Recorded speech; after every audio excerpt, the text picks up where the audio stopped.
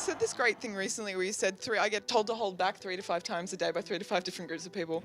What's the most satisfying risk you've ever taken?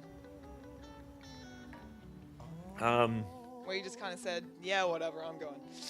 Failing, I think, because I think if you've never had the opportunity to really fail publicly, Like, just what do you crash see? and burn, right? Yeah. Last night was a good example for me. It's like everything that could possibly go wrong technically did, and but as a result of having to be forced to cope with those things, Yeah. it teaches you mechanisms that you wouldn't have if you hadn't been thrust into that. And so It does. It's almost like it builds new. Yeah, exactly. The Totally. ability to be able to. You need to fail because otherwise, how will you ever be able to fail? Totally. And it's kind of freeing to fail, really. Well, it is. Like, it's not in the demoralizing. interim, right? But I Yeah. mean, but I think it's there's no chance of success if you're not willing to make that failure, right? But I mean, I also have several friends that have been in bands that have been viewed as perfect since their genesis, Perfect. and as a result of that, in a way,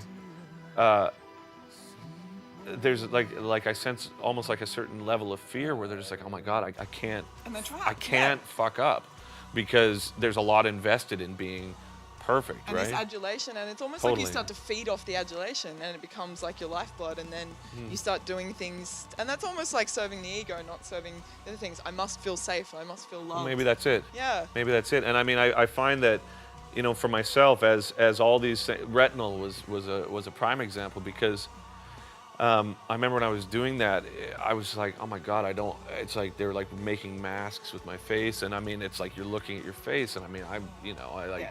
self-esteem's never been like my strong suit, so I was like, I know what it's like, yeah. and I'm looking at this and I'm thinking to myself, like, the level of narcissism that comes with this is so obscene that, well, but this is what was interesting about it is that, and because the show was so over the top and weird and all this, I was like, as soon as I do this, automatically people are gonna be like, he's a narcissist, and it's super weird, and you know, and blah blah blah blah blah, but by doing it, you're just kind of saying, well, what are you gonna say? What are you gonna do? What are you Hey? gonna do? Huh? Yeah, Nothing's it's like, gonna oh happen. yeah. What's the worst thing that's gonna happen? The worst Yeah. thing that's going to happen is like those people are going to, you know, just be able to continuously have fuel to try and make you feel bad. But ultimately, well, that's it. I mean, at some point recently, I mean, I like Blabbermouth, I like Metal Yeah. Sucks, I like all these things, but I just recently was like, don't read the comments. And so, I mean, I like knowing about bands, and for the Ziltoid Radio and all this stuff, I mean, I like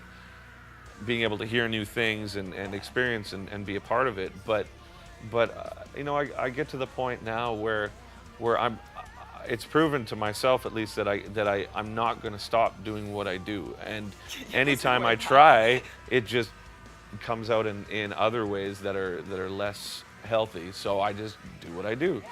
So as a result of it not going to stop, whether or not it's retinol or Ziltoid or fucking up Casualties? and casualties or whatever it is, I can't spend any time listening to people say, you know, how much of an asshole I am. I mean, I can't care. I don't care, right? So Would you ever tour Casualties as an acoustic thing? I have this weird vision in my head of you guys doing it as an acoustic thing. I know that isn't like a legitimate way to research a question, but well, I mean, no, it's cool. That's cool. I I have mean, this weird vision of it. I don't know, because I saw those download acoustic shows. It's awesome, dude. I hate Really? singing. I hate it. So it's like the whole idea You of do stand up. yeah. awesome. I mean, I'm okay with talking, right? Well, I mean, it's interesting too, because my whole connection to vocals is I always wanted a singer, but I mean, I don't have, ever since Enya, hate singing, shut up. when I was 13, you know, or puberty hit, and I Yeah. was all of a sudden like interested in women, Enya was like a huge deal to me, and I was like, I say like a lot, fuck you. Yeah. But I loved Enya so much that I was thinking, I want to have heavy music with that energy behind Oh, I it. love that. So, God, that actually explains so much. oh, totally. Between that and Def Leppard and the Black Album, King's X, Jane's Addiction, that's it. Basically, I kept looking for women to sing the music that I wrote, but ultimately there's a dynamic to that is, it's not dangerous as much, but you have to be aware of it because the whole man-woman thing is like it's specific. So what do you mean? well, By I the mean, I don't man-woman want the music to be mired by any of that. Yeah. You know? Any of that gender dynamic. Yeah, any of that shit, any of the attraction stuff or any of that. I mean, it's like all that stuff ultimately just ends up screwing up my personal life, and it ends up screwing up a big mess. totally. Yeah. And I mean, I think a lot of times with the female singers that I work with, it's important for me to draw a distinction between my love of their voice versus any sort of ulterior motive, right? Well, especially if you express yourself emotionally through music, Totally. then that gets Totally, messy. Yeah. totally. And so, essentially, it was really good between me and Annie because we come from a similar background and we're similar age and family and all that sort of stuff. So it had a real sort of brother sister type That's awesome. thing, which That's was the best cool. vibe, Yeah. And then with Che, it was different for me because I didn't want to be around her, really. I wanted it to be what the record was about. So it was sort of like a satellite. So it's conceptual. So you Totally. want to keep her in the concept and Totally. not make it human. Totally. I've met her in my life 3 times, right? So I just sent her all these songs, and I said, whichever ones of these resonate with you, sing something on it. And she did, and her energy is much different than Annika's or any of these other women that I've had the opportunity to work with. And Che is very specific because it's detached in a way that I've never. It's dark and sort of bluesy, but really detached, and that's exactly what I was looking for. Because it's meant to be on another planet. Yeah. You can't really sound, And she's not supposed to care.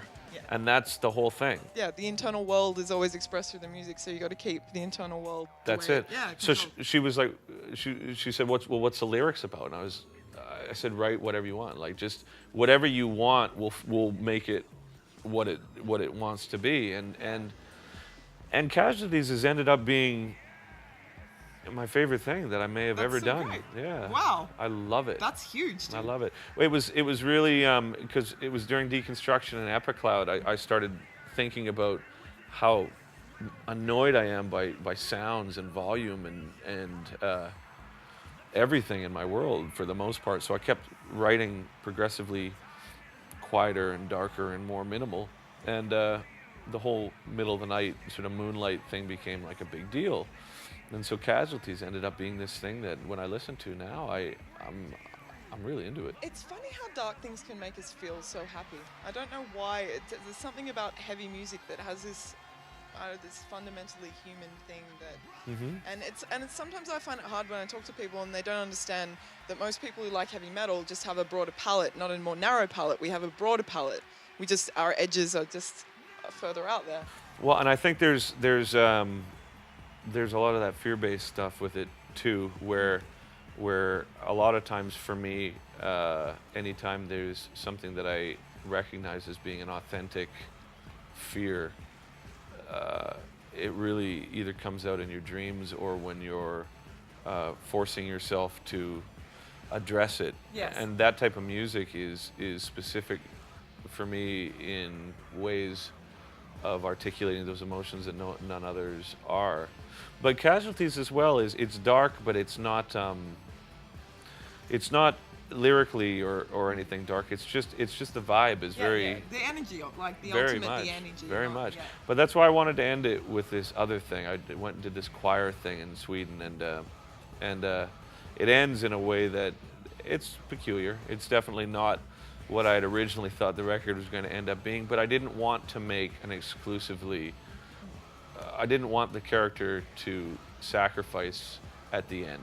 Yeah. You know, it just seemed like, again, that's like what you're throwing out ultimately is this story about these two energies that end up destroying each other because that's what they want on a selfish level, but that's not what they need. Yeah, I like that. It's what they want. Because that for me is being ego-driven, not being driven by something deeper. Totally. When you're ego-driven, you think you want that, but it's not, nothing, this instant gratification is a complete myth. Totally. Party on, Wayne. Party on. Yeah.